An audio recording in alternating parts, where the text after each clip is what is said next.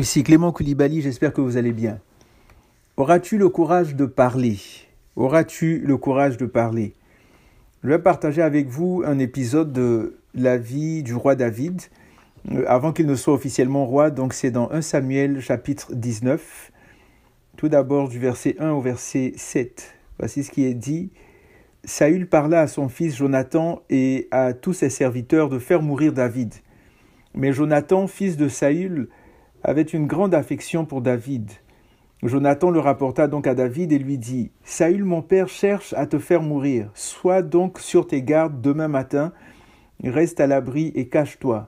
Je sortirai et je me tiendrai à côté de mon père dans le champ où tu seras. Je parlerai de toi à mon père, je verrai ce qu'il en est et je te le rapporterai. » Jonathan parla favorablement de David à Saül son père. « Que le roi, dit-il, ne pêche pas contre son serviteur David, car il n'a pas péché envers toi. Au contraire, il a très bien agi, il a exposé sa vie, il a tué le Philistin, et l'Éternel a opéré une grande délivrance pour tout Israël. Tu l'as vu et tu t'en es réjoui. Pourquoi pécherais-tu en versant le sang d'un innocent et ferais-tu mourir David sans raison ? Saül écouta la voix de Jonathan et fit un serment en disant « L'Éternel est vivant, David ne mourra pas. » Jonathan appela David et lui rapporta toutes ces paroles. Puis il l'amena auprès de Saül en présence de qui David fut comme auparavant. Amen. Donc le contexte, David était apprécié par le peuple et tout, l'onction, le Saint-Esprit était sur David. Et Saül est devenu jaloux de David et là on voit que là il y a une situation au cours de laquelle Jonathan a décidé de sonder son père parce que par rapport aux choses qui s'étaient passées avec David, dans la vie de David et tout ça, on voyait que le cœur de Saül n'était plus tellement par rapport à favorable à David. Donc c'est ça, on voyait que Saül n'appréciait plus tellement David. Et là, Jonathan a dit, attends, je vais sonder mon père, je vais lui parler de toi, je vais voir ce qu'il pense et je te ferai un compte rendu. Et par rapport à ce passage-là, ce qui me frappe, que j'aimerais partager avec vous, c'est vraiment le cœur, le courage qu'a eu Jonathan de parler à son père. Oui, ils avaient certainement une bonne relation et tout ça, mais Jonathan a quand même eu le courage de parler favorablement de David à son père, même s'il savait que son père n'avait pas de bons sentiments envers David. Parce que Jonathan le dit clairement. Au verset 2, il est écrit, donc 1 Samuel 19, verset 2, Jonathan le rapporta donc à David et lui dit, « Saül mon père cherche à te faire mourir. Sois donc sur tes gardes. Demain matin, je parlerai de toi, etc. Je sortirai, je me tiendrai à côté de mon père, je lui parlerai de toi. » Donc vous voyez, donc c'était clair que Saül voulait faire tuer David, il voulait le tuer. Et là, Jonathan a le courage de dire « Ah, regarde papa, regarde ce qu'il a fait. » Et là, on est au verset 5. Verset 4 d'abord, Jonathan parla favorablement de David à Saül, son père. Que le roi, dit-il, ne pêche pas contre son serviteur David, car il n'a pas péché envers toi. Au contraire, il a très bien agi envers toi. Donc là, il est en train de le raisonner. Il a très bien agi envers toi. Ensuite, il a exposé sa vie. Il a tué le Philistin. Et l'Éternel a opéré une grande délivrance pour tout Israël. Tu l'as vu et tu t'en es réjoui. Donc, en fait, on voit ici que David a clairement présenté les faits. Il a présenté les faits, pas David, mais Jonathan a clairement présenté les faits à son père.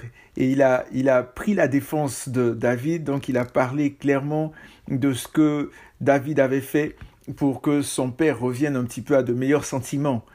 Et la question, auras-tu le courage de parler, est à ce niveau-là. Est-ce que quand par exemple on fait face à une situation au travail où peut-être le patron s'emporte envers quelqu'un ou a des sentiments négatifs envers un collègue ou une collègue, quelqu'un, et puis on sait que c'est pas le cas, ou on sait que la personne au contraire a de bons sentiments, que la personne n'a rien fait de mauvais de ce que le patron pense, Est-ce qu'on a le courage de dire non, écoutez chef, c'est pas ce qui s'est passé véritablement, voici ce que la personne a fait, ou voici ce qu'elle en pense, ou bien voici comment elle est et tout. Est-ce qu'on a le courage de parler, ou bien parce que c'est le patron, ou parce que c'est une autorité, on décide de se taire et puis de regarder les choses aller?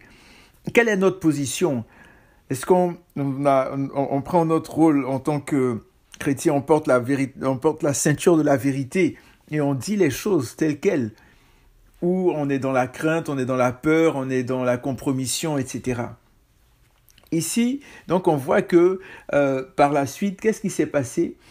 Au verset 6, nous dit que Saül écouta la voix de Jonathan et fit un serment en disant « L'Éternel est vivant, David ne mourra pas. » Saül écouta la voix de Jonathan. Et j'aime beaucoup ça, cette distinction. Il y a une distinction entre le fait d'écouter et d'entendre. Je peux être là, c'est quelque chose de passif, j'entends les oiseaux chanter. Donc je ne me suis pas concentré pour entendre les oiseaux chanter. Je les entends chanter, j'entends le klaxon, j'entends mon enfant qui crie, qui parle, qui bavarde, j'entends. Ça me vient, donc c'est comme si je suis dans le mode passif et ça vient. Mais par contre, quand j'écoute, je me concentre pour saisir. Et là, c'était quelque chose de sérieux. Jonathan a pris la peine vraiment de se mettre en face de son père, de lui parler, de lui dire, j'allais dire les quatre vérités, de lui dire les choses telles qu'elles sont. Et qu'est-ce qui s'est passé? On nous dit, Saül écouta la voix de Jonathan et fit un serment en disant, l'Éternel est vivant, David ne mourra pas. Jonathan appela David et lui rapporta toutes ces paroles. Est-ce qu'on prend le temps d'asseoir les personnes et de parler de choses sérieuses? On nous dit, Saül écouta la voix de Jonathan. Est-ce qu'on peut dire que telle ou telle personne a écouté ma voix? Telle ou telle personne a écouté. Et même si, peu importe la réaction de la personne, mais le fait de mettre j'allais dire les faits, le fait d'éclairer, de dire les choses telles qu'elles sont, est-ce que c'est dans notre cœur de dire non, il faut qu'on établisse la vérité, qu'on dise des choses véritables, des choses vraies. Et ici, on voit dans ce passage que oui, Jonathan a pu convaincre son père et Saül écouta sa voix. Et au point même qu'il fit un serment. Et quand on regarde juste un peu plus loin, dans 1 Samuel chapitre 20, verset 24 au verset 34. Et là, en fait, le contexte, c'est que Saül est monté d'un cran au niveau de sa haine envers David.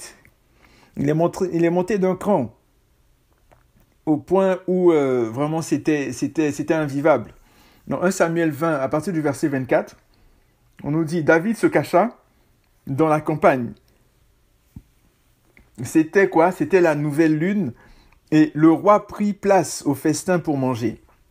Le roi s'assit comme à l'ordinaire sur son siège contre le mur. Jonathan se leva et Abner s'assit à côté de Saül. Mais la place de David resta vide.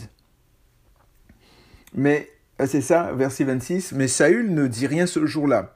Donc il y avait la nouvelle lune, donc il devait fêter la nouvelle lune, c'était sur 3 jours. Et donc David n'est pas venu. Cette fois, David a parlé auparavant avec Jonathan pour dire, regarde, si ton père me demande de mes nouvelles, dit que j'ai dû partir dans mon village pour adorer l'Éternel et tout ça et tout ça. Donc, la première journée, David se cacha, et voilà, le roi s'assit comme à l'ordinaire sur son siège. Jonathan se leva et Abner s'assit à côté de Saül, donc son cousin, mais la place de David resta vide. Mais Saül ne dit rien ce jour-là, car se disait-il, c'est par hasard, il n'est pas pur. Certainement, il n'est pas pur. Le lendemain, second jour de la nouvelle lune, donc la fête en question, la place de David resta encore vide. Et Saül dit à son fils Jonathan, « Pourquoi le fils d'Isaïe n'est-il pas venu au repas ni hier ni aujourd'hui ?» Jonathan répondit à Saül, « David m'a prié instamment de le laisser aller jusqu'à Bethléem. Il dit, « Laisse-moi partir, je te prie, car nous avons dans la ville, un sacrifice de clan, et mon frère m'y a convoqué. Si donc j'ai obtenu ta faveur, permets que je m'échappe pour voir mes frères. » C'est pour cela qu'il n'est pas venu à la table du roi. Donc là, on voit que, comme je disais, c'était vraiment infernal la situation. C'était vraiment compliqué. Et David ne pouvait pas se présenter. David ne pouvait pas se présenter à cette fête-là. qu'on appelait la nouvelle lune. Et qu'est-ce qui s'est passé? Ils se sont entendus et David a dit, voici ce que tu diras, voici ce que tu diras. Et ça, c'est plus au verset 4. Dans 1 Samuel 20, verset 4, Jonathan dit, je ferai pour toi ce que tu voudras. Et David lui répondit, voici que demain c'est la nouvelle lune et je devrais m'asseoir avec le roi pour manger. Laisse-moi partir et je me cacherai dans la campagne jusqu'au soir du 3e jour. Si ton père s'inquiète de moi en insistant, tu diras, David m'a prié instamment de le laisser se rendre en hâte à Bethléem, sa ville, parce qu'il y a pour tout le clan un sacrifice annuel. Et s'il dit, c'est bien, ça veut dire c'est la paix pour ton serviteur. Mais si la colère s'empare de lui, reconnais que le malheur est résolu de sa part. Montre donc ta bienveillance pour ton serviteur, puisque tu as fait entrer ton serviteur avec toi dans une alliance de l'Éternel. Et s'il y a quelque faute en moi, fais-moi mourir toi-même, car pourquoi me mènerais-tu jusqu'à ton père? Donc, c'était le deal, l'entente qui a été faite entre David et Jonathan. Donc là, il y a la nouvelle lune, et Saül demande le 2e jour, où est le fils d'Isaïe? Pourquoi est-ce qu'on ne le voit pas? Il devait être là hier, je me suis dit certainement parce qu'il n'est pas pur, donc le temps qu'il se purifie et tout. Aujourd'hui, normalement, il devrait être présent. Mais où est-il? Où est-il passé? Et voilà ce qui se passe. Jonathan donne la réponse. Il dit, voici ce qu'il m'a dit, laisse-moi partir, je te prie, car nous avons dans la ville un sacrifice de clan et mon frère m'y a convoqué. Et si donc j'ai obtenu ta faveur, permets que je m'échappe pour voir mes frères. Et pour cela qu'il n'est pas venu à la table du roi. Alors la colère, verset 30, la colère de Saül s'enflamma contre Jonathan. Il lui dit, fils pervers et rebelle, est-ce que je ne sais pas que tu as pris le parti du fils d'Isaïe à ta honte et à la honte de ta mère? Car aussi longtemps que le fils d'Isaïe sera vivant sur le territoire, il n'y aura pas de sécurité ni pour toi ni pour ta royauté. Et maintenant, on va le chercher, amène-le-moi, car il est digne de mort.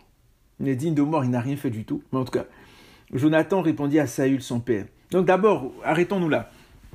Ici, on voit on voit la réaction démesurée, de Saül envers son propre fils à cause de David, son propre fils Jonathan. On nous dit la colère de Saül s'enflamma contre Jonathan. Il lui dit, fils pervers et rebelle, est-ce que je ne sais pas que tu as pris le parti du fils d'Isaïe à ta honte et à la honte de ta mère? Et ça, c'était ici c'est un peu dilué, mais c'était une insulte grossière. Fils pervers et rebelle. Il était en train, en fait, d'insulter la mère de Jonathan. C'était vraiment démesuré. Il était en train d'insulter ça, mais c'était une injure grossière. Parce qu'il était en train de mettre la maman de Jonathan en cause. Vraiment une grosse insulte. Donc, ça montre à peu près où il était arrivé, au point d'insulter sa femme et tout. Et c'est grave.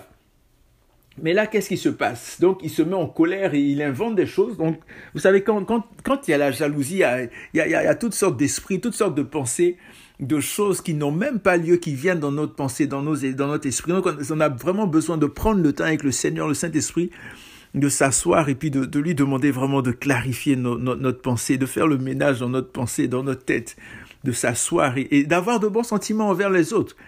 Parce que quand on commence à avoir de mauvais sentiments, l'ennemi en profite et puis il amène toutes sortes de choses mauvaises dans notre tête. Et là, voici ce qu'il raconte. Et donc, il insulte d'abord, au verset 31, il dit « Car aussi longtemps que le fils d'Isaïe sera vivant sur le territoire, il n'y aura pas de sécurité ni pour toi ni pour ta royauté. » Mais c'est pas vrai, absolument pas vrai, parce qu'il y a une alliance justement qui a été faite entre David et Jonathan. Ils ont fait une alliance et tout, donc jamais, au grand jamais, David, en devenant roi, si Jonathan était vivant, allait aller le tuer ou bien l'éliminer ou tuer la famille de Jonathan ou quoi que ce soit. Absolument pas. Mais c'est ce que l'ennemi, en tout cas dans la pensée de Saül, c'est ce qu'il a cru et il dit aussi longtemps que le fils d'Isaïe sera vivant sur le territoire, il n'y aura pas de sécurité ni pour toi ni pour ta royauté. Parce que normalement, c'était une dynastie, donc le prochain roi, en tout cas à leurs yeux, ça allait être Jonathan, mais il dit, il n'y aura pas de sécurité ni pour toi ni pour ta royauté. Mais c'est faux, c'est complètement faux.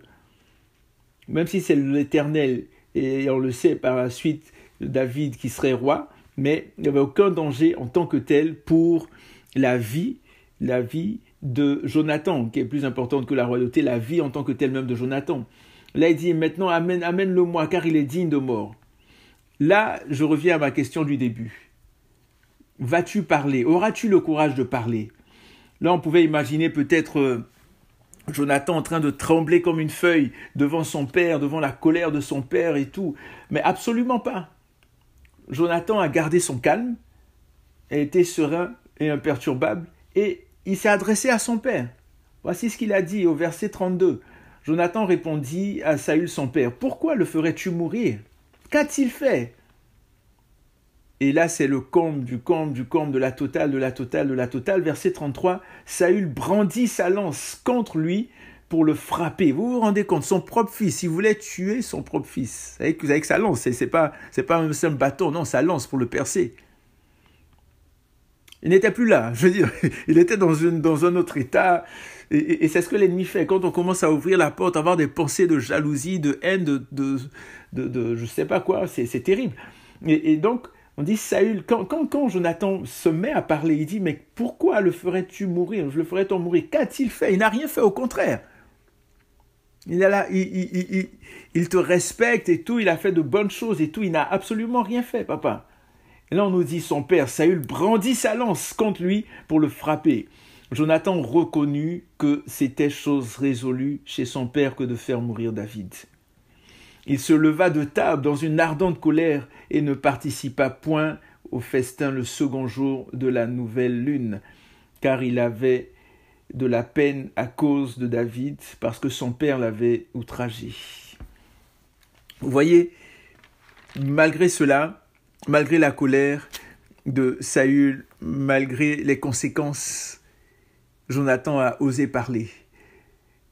Si notre poste est remise en question, est-ce qu'on va quand même parler?